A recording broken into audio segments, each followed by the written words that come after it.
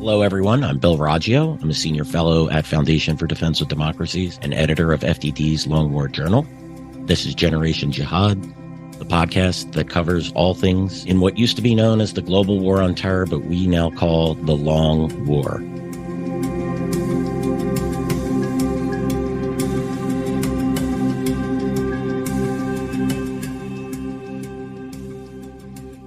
Today is Wednesday. Bringing on Joe Truesman. He's my Monday co-host. He's a senior research analyst at FDD's Long War Journal, as well as an editor at FDD's Long War Journal.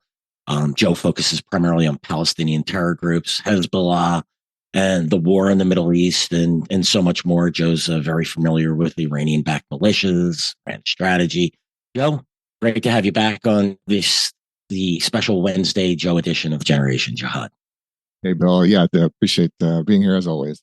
No, it's great. Well, got some interesting things to cover today. We've got Hezbollah getting a little frisky with the rockets into northern Israel. Israel's defense minister's comments. I believe his comments were before the rocket attack, which makes it interesting. We'll discuss that. Foreign fighters appearing in Lebanon. Joe and I wrote about this last week. And then we'll discuss the Biden administration's pressure campaign to get a ceasefire before Ramadan. But Joe, let's jump into it. Hezbollah launched a pretty significant attack against Israel. I saw a lot of interceptors. I'm assuming they were Iron Dome, the Israeli Iron Dome interceptors being launched to go to take down these rockets that were fired by very likely Hezbollah from Lebanon.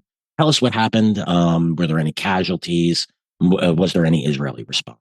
Like you're saying, there was a barrage. Okay, so what I recall from seeing the statements published by the IDF, I didn't see anything as far as like number of how many rockets were launched. There's this pro-Hezbollah outlet in Lebanon, Al Mayadeen.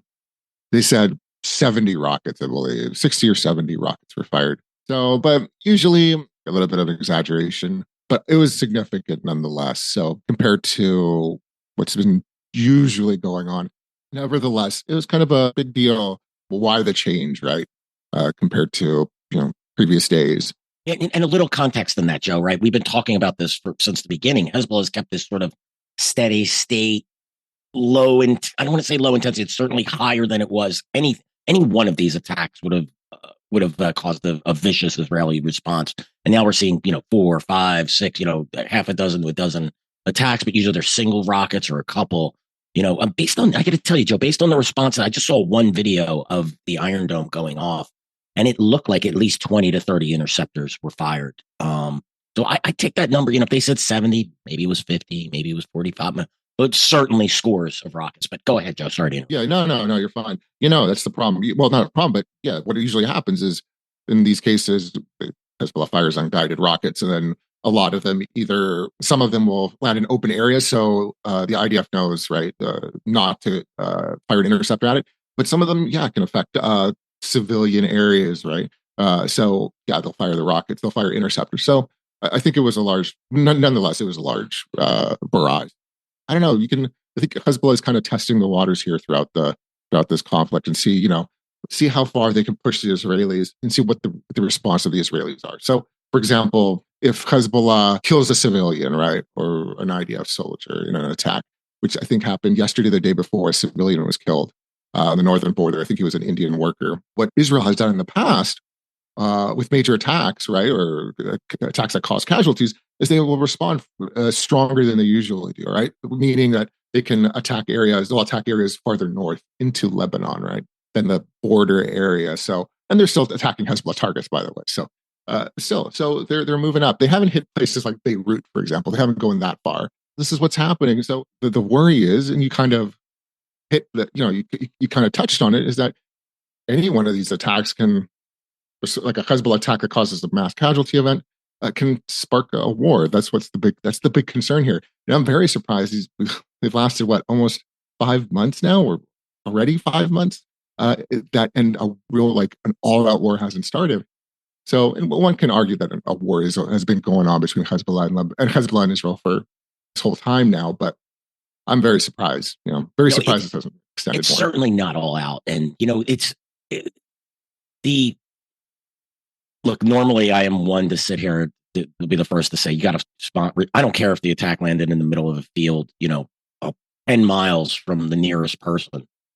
um, Israel should respond, because that's what, in my opinion, that's what keeps a form of deterrence going, knowing that you'll hit back regardless. If you start changing the standards to civilians wounded or civilians killed, which is what the U.S. did in Iraq, by the way, right? They endured Yes. how many attacks before the U.S. meaningfully responded? There's And that killed, dozens. Yeah. yeah, right. And you have 3 U.S. soldiers killed. Like, that is not the time. Now, that on the one hand, but we have to understand where the Israelis are, Right. and they're still embroiled in a fight in Gaza that they want to complete, or at least get a certain percentile, 80%, 90% completed before they turn to dealing with Hezbollah. They want to keep their focus on Gaza. It is wise, but it certainly is frustrating. But I do think the Israelis, would be wise to respond to every attack and hit back harder. Much doing that anyway. So it seems.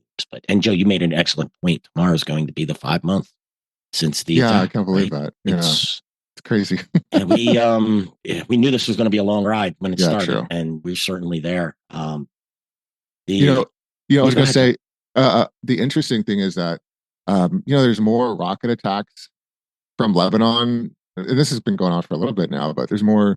I may have mentioned this before, but there's more rocket attacks from Lebanon than there is from Gaza.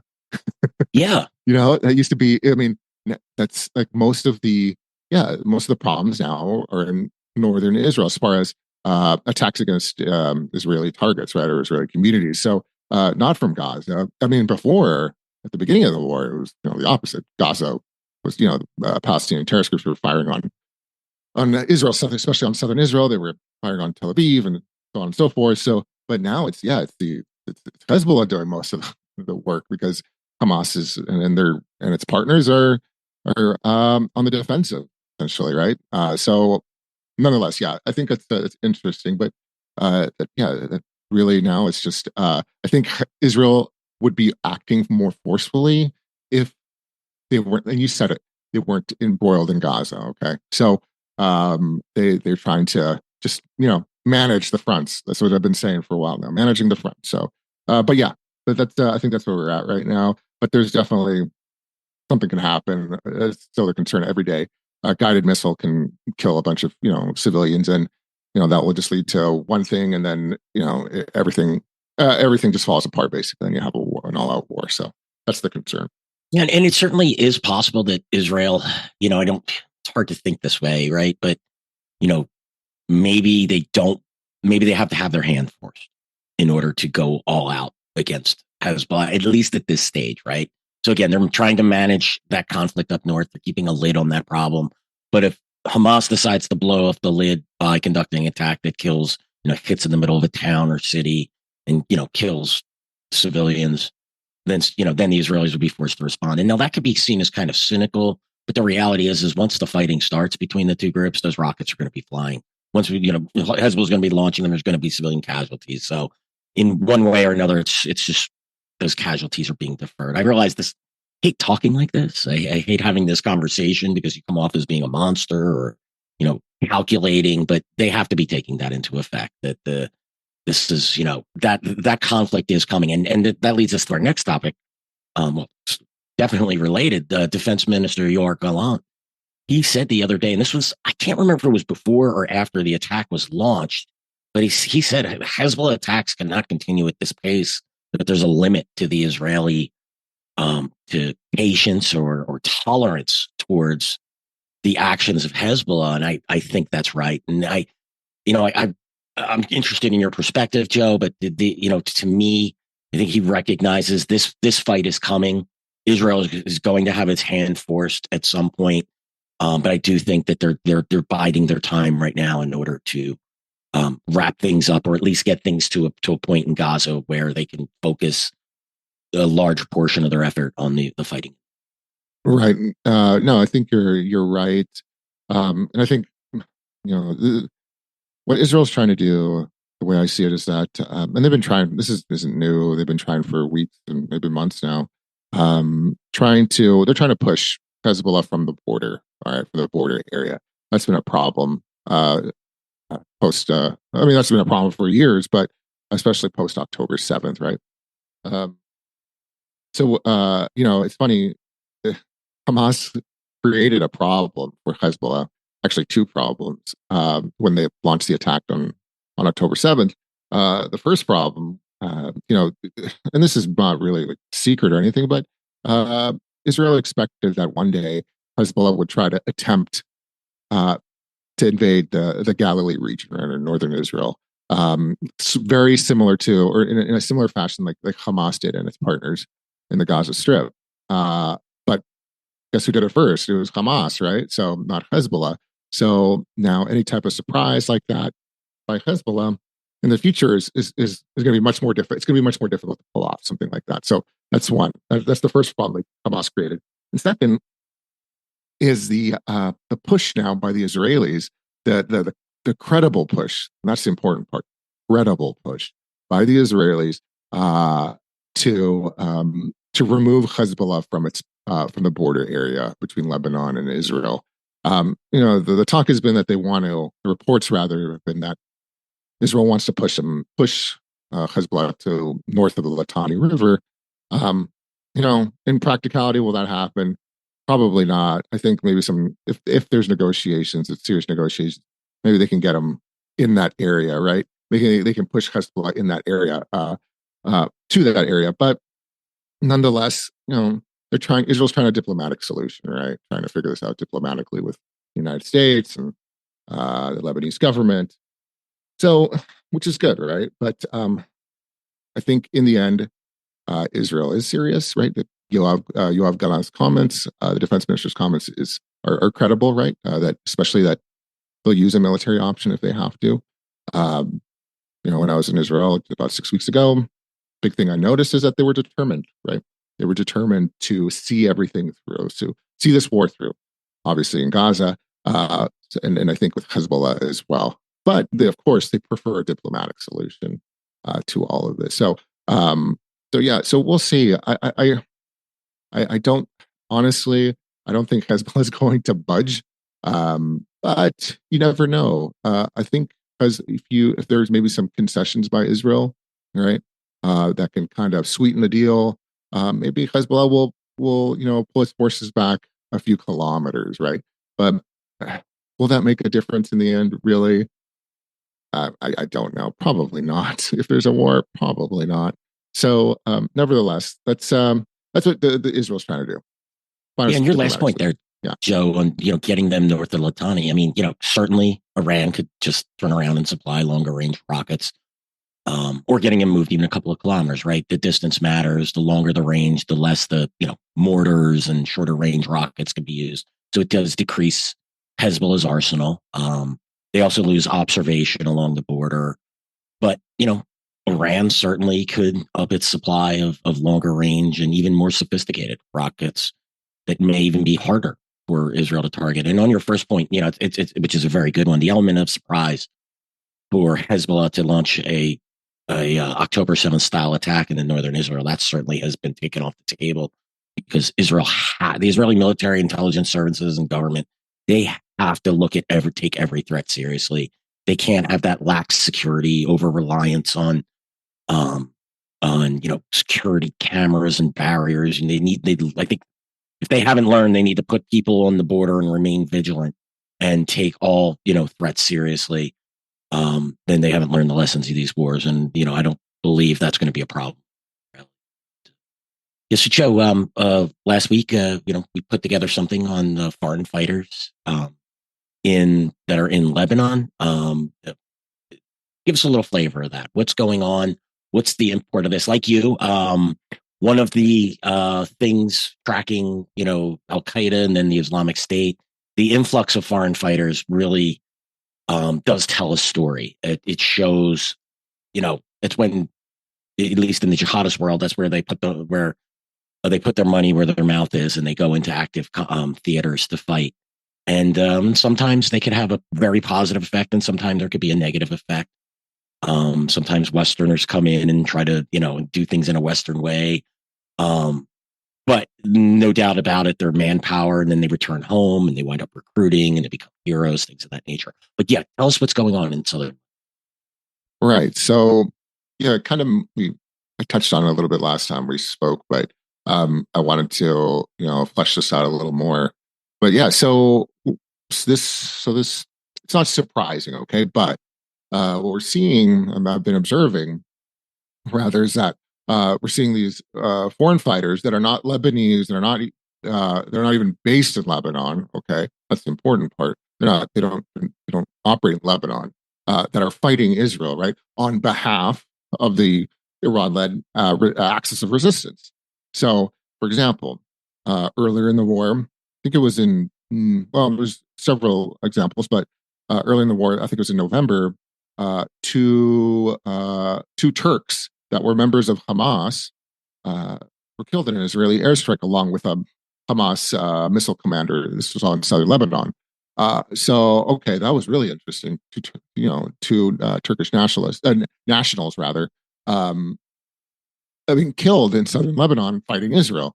But then start seeing Syrian, right? Syrians belonging to Islamic Jihad's branch in Syria, dying or being killed by Israeli airstrikes in southern Lebanon, and that's happened a few times already, a handful of times, say about maybe 4, 5, 6 times now. So it happened just a couple of weeks ago, not even about 10 days ago. So we're seeing that, and then about a week ago, the IDF said that a Syrian group, Imam Hussein Brigade, which is essentially it's the IRGC proxy group, was the two of their, at least I believe it was, I don't recall how many of their fighters, even if I can't recall if the IDF said how many fighters were killed, but that the IDF targeted a vehicle, all right, was carrying fighters from this group in southern Lebanon. They had just fired rockets at Israel. Okay, so that was actually that was pretty interesting, because usually what we hear is that we hear from the groups themselves that they're fighting, they're fighting Israel, right? But this time it was the IDF bringing this up. This is the first time we've heard about this particular group as far as fighting Israel, especially in southern Lebanon. So it was very interesting. So we're seeing these foreign fighters joining, and I suspect there's more. It's not just them. I suspect that groups, and we've talked about this a lot, this group, the Islamic Resistance in Iraq, I suspect that they're probably operating there. The Iraqi groups operating in southern Lebanon. I mean, what stops them from getting in there, right? I mean, they just have to cross Syria, right, and then right into Lebanon. So I suspect they are. The Lebanese government isn't going to stop them. They refuse to stop Hezbollah. I mean, Assad isn't going to stop him. They helped bolster him during the fight against the Islamic State. So yeah, exactly. Oh no, they're not going to stop. Definitely not. I mean, they'll support him even. So regardless, it's just so. This is what I've been observing.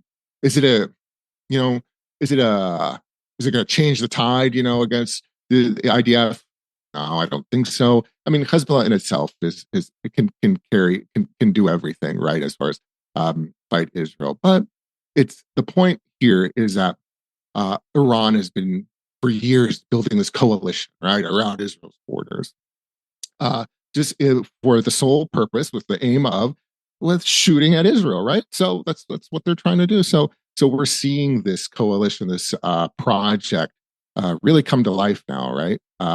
And we've been seeing it for months, but yeah, we're seeing it in now a lot of these fighters in southern Lebanon. So I just find it very interesting. I think maybe when the war's over, or maybe during the war, we'll see more evidence of these, foreign fighters. But all these foreign fighters all have the same thing in common. They all operate under this Iran-led axis of resistance. So, but I know you have. I mean, like you mentioned it. I'm sure you've seen this before, Bill. Foreign fighters, and especially with Al Qaeda. But I'd love to hear from you about it, because I don't know. I just find it fascinating. Oh, it is. I mean, again, that's the it's one thing.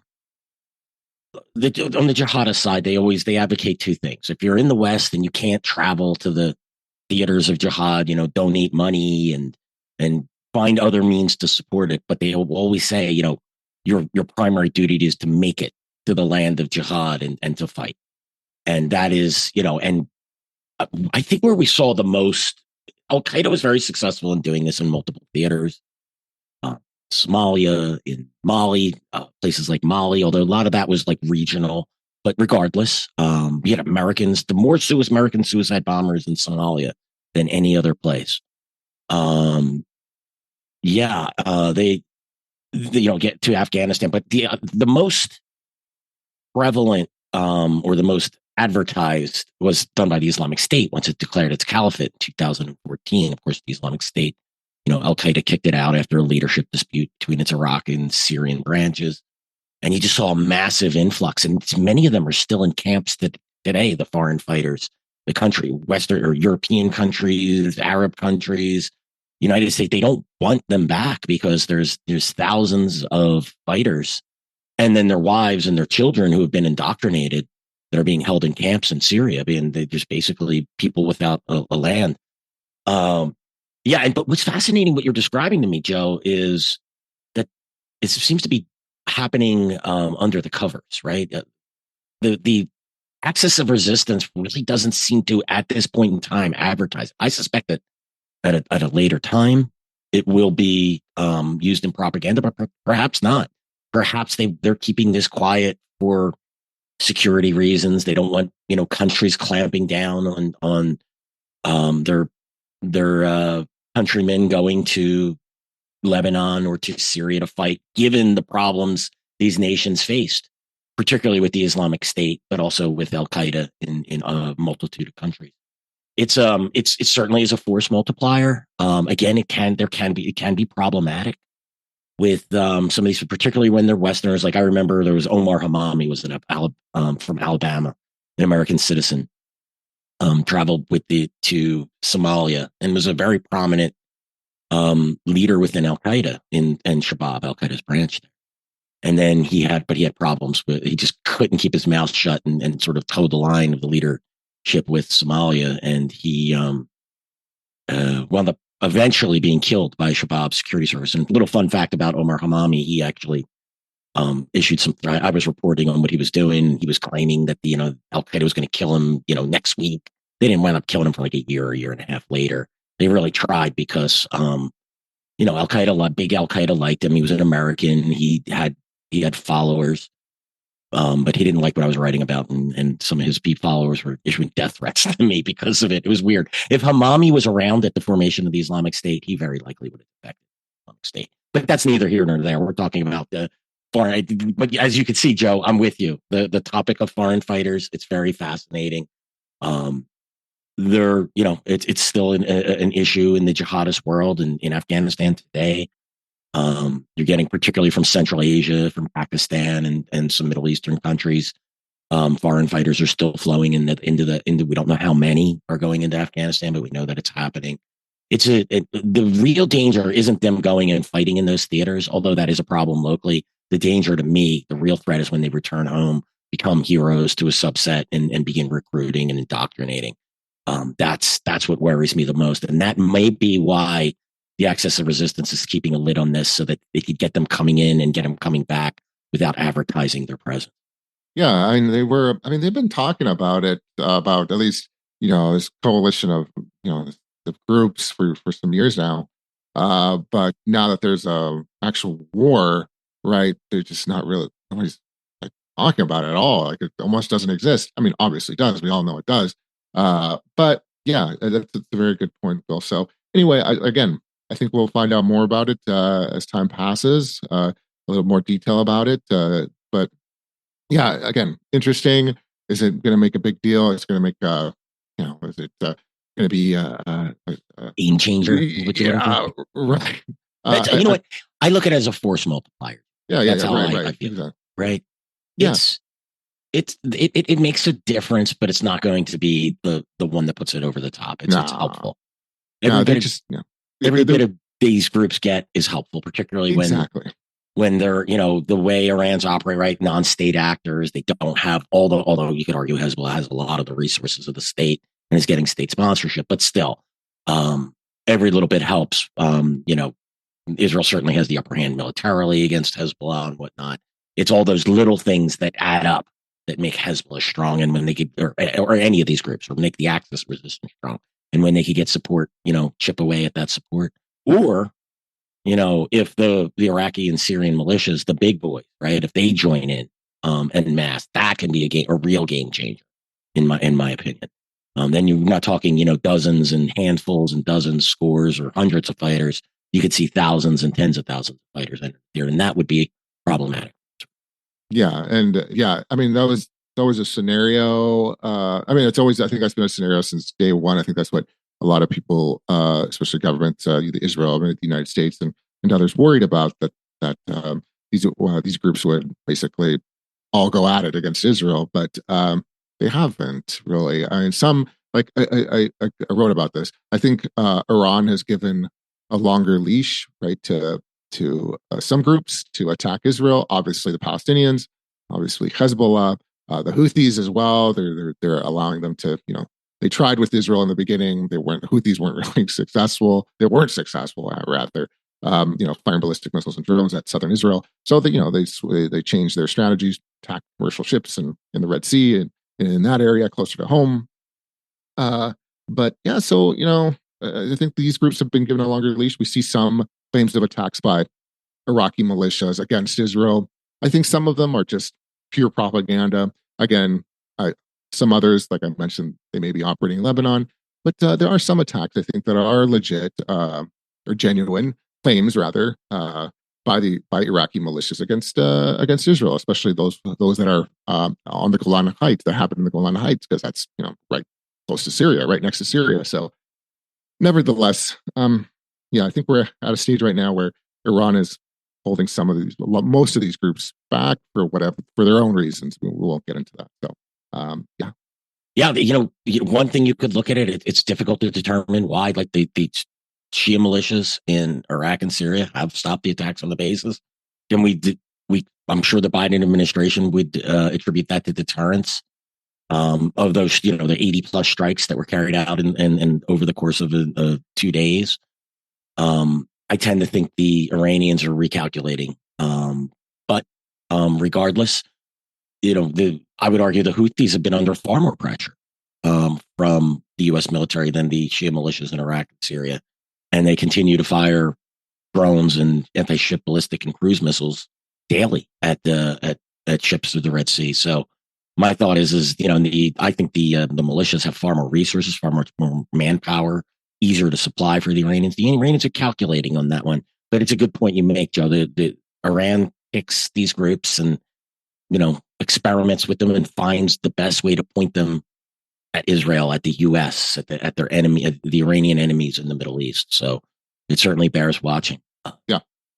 I think our good friend Benham, he's basically been foot stomping that for some time now, and he's totally right about it. Yes, he's correct. And the Houthis, I think, in the end here, when all of this is over, they're going to tell Iran, or they're going to request Iran for more weapons or better weapons, right? So because they've proved that they can carry out these operations, right? They prove that they're at least effective with certain things, right? Maybe not attacking Israel, but at least disrupting the commercial ships in the Red Sea and in the Bab el-Mandeb Strait and other areas. So I think the Houthis will come out on top of this.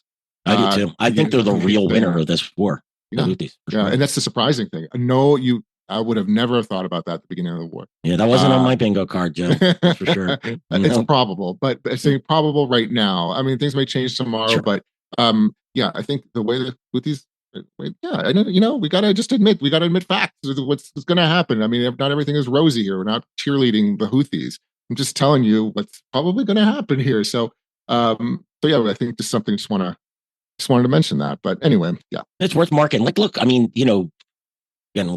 not where we plan to go, but it's hard to see how Hamas survives this one, right? At least today, right? The way I'm looking at it, a lot of things can change. Israel can halt operations, but the way things are going now, it is difficult to see Hamas. Now, what emerges from the ashes of Hamas, that will be interesting, or whether something does, but it's hard for me to look at this today and say, oh yeah, Hamas is coming out on top of this one. But I don't know what's next, right? That's the real question. But so, like you said, look, we got to call it like we see it. I don't think that one's good. War's not going well for Hamas. Hezbollah, it's kind of strange, right? Maybe they're launching some of these attacks, seeing the success that that the Houthis are having, and they're going, maybe we need to up our. We don't know. We're not privy to these conversations. We don't know what the Iranians are advising them. We don't know if the Hezbollah is doing exactly what the IRGC wants. Are they 90% there? Are they 80% there?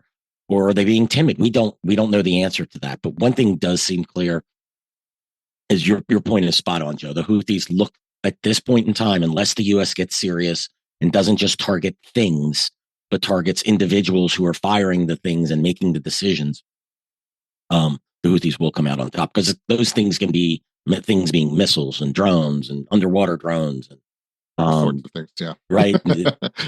Those things can be replaced, and the Iranians will gladly replace them, because what they're seeing right now is an excellent return on their investment. Exactly. Fracturing of the West's inability to put together a meaningful coalition to deal with the Houthis, the infighting, those are just massive wins for the Iranians. The Iranians are looking at what's happening now and then looking at its future wars and going, well, we could count on the Houthis. Exactly. They can cause problems. They can shut down international waterways.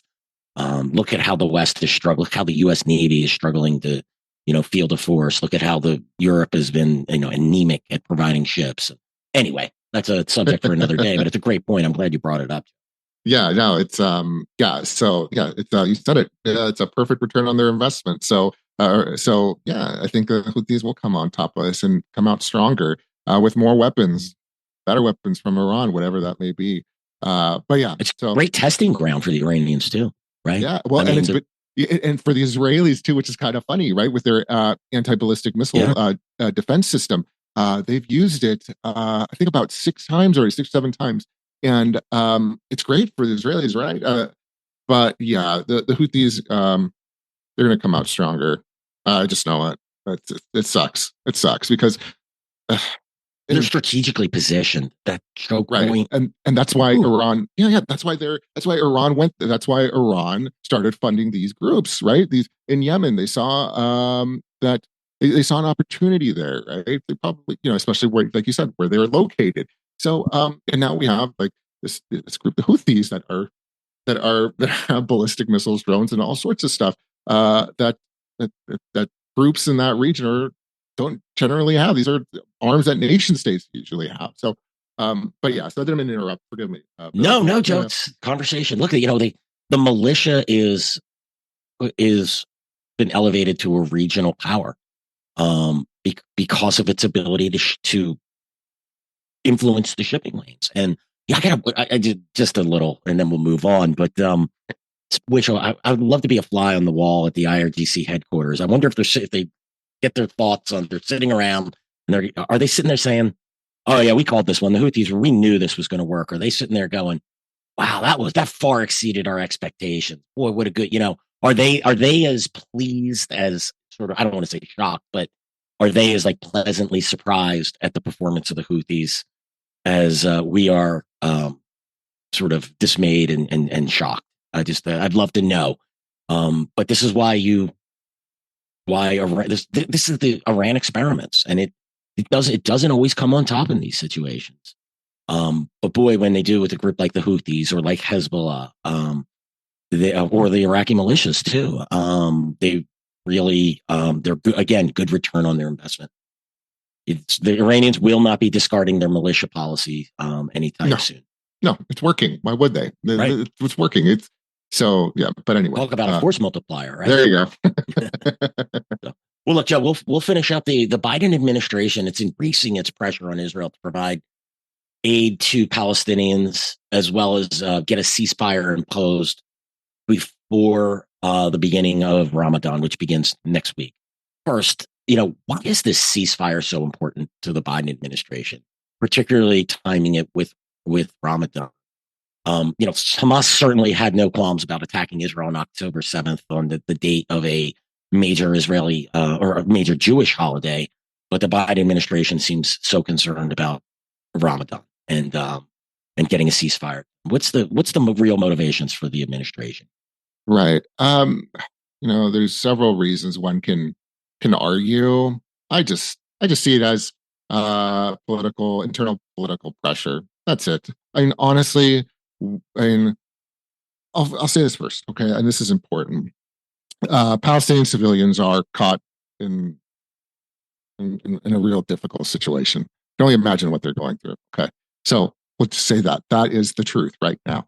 Um, so they're caught in a war. They don't deserve this, right? So, and we have to also say that Hamas brought this on them, right? A war their government not only started, but it continues because it refuses to surrender, despite what we're all witnessing, which is going to lead to defeat and destruction of large areas of Gaza. Right. Exactly. I think we definitely need to recognize those points. But that being said, of course, we usually don't get into a lot of politics here, but it's an election It year, matters. but Yeah. it matters, yeah, especially during war, especially during. Uh, so it's an election year, so I think there's pressure, right? So and there's protests here in the United States, and around the world, of course, to try to force a ceasefire, right? But really, it's getting kind of vague here with the ceasefire. Some people are calling a permanent ceasefire, right? Some people are just saying ceasefire. I'm hearing Listen, 6-week yeah, ceasefire. 6 year, Right. yeah. Listen, I don't, what I don't understand, because I've gone through these, I've seen these conflicts, I've observed these conflicts, multiple conflicts between Israel and the Palestinians, Israelis and the Palestinians. Um, I don't see why the pressure for Ramadan to do it right now, which is, I know they've been trying for some weeks now, right, to reach this Ramadan ceasefire. But honestly, like, what's how is that going to really change anything, right? Why does it have to be before Ramadan? I don't see it. You're rushing things, okay? Hamas says that uh, it won't do another ceasefire unless Israel will stop the war completely, okay? I mean, like, they will, that is literally withdraw from Gaza. And Israel is saying, Israel's position is that's going to eliminate Hamas, at least defang it militarily and remove it from governing the Gaza Strip. Okay, so these both parties are firm so far on their positions. That's why we haven't seen a ceasefire. But yeah, this push for Ramadan, do it by Ramadan. I mean, I know we've seen other, ceasefires during Ramadan. I think the Houthis and Saudi Arabia was one a year or two ago. That seems like forever ago now, but nevertheless, I don't know. I don't like it. I don't like this push, especially by the United States, to do it now, before Ramadan. Like, it's just This is Joe. This is what we were just talking about, and I'm glad it came up in the conversation because it's applicable here. Hamas looks to be in dire straits right now. Give them a ceasefire. Give them 6 months to regroup. Put that political pressure on Israel to not maintain the ceasefire, and Hamas survives. And then we're talking Houthis come out looking good. Hamas comes out looking good. If they can stall a war with Hezbollah, look, I don't want Israel to go to war with Hezbollah, but the reality is it probably needs to.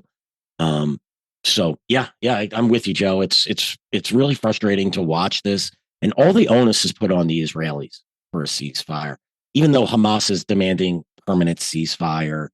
It's not willing to release all the hostages. It's putting all of these crazy demands, but it's still going to come back on Israel, no matter whether Netanyahu is the prime minister or Gallant becomes the prime minister, or Benny Gantz, who just visited the United States, which was kind of odd. It won't matter who is in that prime minister position. The Israelis will be held responsible for any ceasefire either not happening or a ceasefire, being cut short, whatever it is. And that's just the reality that the Israelis live in today. right. And yeah, this 6 week ceasefire is gonna, it'll definitely help Hamas. And I mean, listen, for in exchange for hostages, right? Because that's what Israel wants in the ceasefire. Is worth it, I think. But also the problem is that Israel is going to have to make some difficult decisions. It's not only allowing Hamas to regroup for 6 weeks, right? But they're going to have to release prisoners, right? Terrorists, and I suspect some of these prisoners they're going to be much worse than what we saw back in December. This during the ceasefire in December. I think some of these terrorists are going to be some these high value prisoners, right? The senior members of terrorist organizations, bomb makers, secretary generals of groups that are in prison. So I suspect that's going to happen if there's a ceasefire. So it's tough because again, these guys just go back. A lot of these guys just go back to what they were doing before. So they'll probably join the war after the ceasefire is over. So, I'm curious as to how many that were released. What that recidivism rate was. We saw with Guantanamo Bay, right? They released, like, the official number was somewhere around 30-something%. Those are the ones they could confirm. I'm told those numbers double that at least, and the only reason some of them didn't fight because they were either physically unable to or were too old, or in some cases there were some prisoners from Gaza who were misidentified, or not Gaza, from Guantanamo, who were misidentified. So you had a pairing of that. I just, I'd be really curious to see how many, Palestinian terrorists who were freed by Israel in that first batch. What, they freed around, 200 or 300? Is that correct? Yeah, like 300. Yeah. But in the past, deals, Palestinians have, there are cases, known cases, Palestinian terrorists have been released, like in the Shalit deal, and then they went back to their activities, and either they've been killed by Israel, or Israel knows that they've been up to no good, essentially. So yeah, the recidivism rate is probably, I don't know, but it's there's definitely one there. So we'll see. But I'm just not, again, going back to, I don't like the pressure that the U.S. is putting on an ally for this Ramadan, for a Ramadan ceasefire. It doesn't have to happen before Ramadan. I understand they want, the Biden administration wants, civilians to, at least for 6 weeks in Gaza, to get a break from just, from the war, especially during, Ramadan, which is important holiday, Islamic holiday. But, this is unfortunately, this is war, right? You said before, Hamas launched their attack on Simchat Torah, on a Jewish holiday. So, it's just, listen, the best thing for the Palestinians who are suffering is for this war to end sooner, not to drag it out with a ceasefire and whatnot. But people don't seem to understand this. They seem to want to perpetuate these wars. It's madness, but here we are.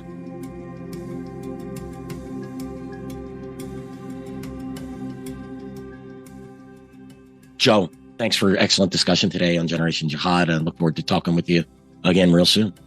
Oh, absolutely. We'll see what happens the next few days. We'll talk about it. Thanks for having me, Bill. Thanks, everyone, for listening to today's episode of Generation Jihad. Just a reminder, you can listen to us on YouTube, Apple, Spotify, and anywhere else you listen to podcasts. Please subscribe to Generation Jihad and leave us a review, preferably a positive one, but only if we earned it. Thanks again, and we'll see you all again real soon.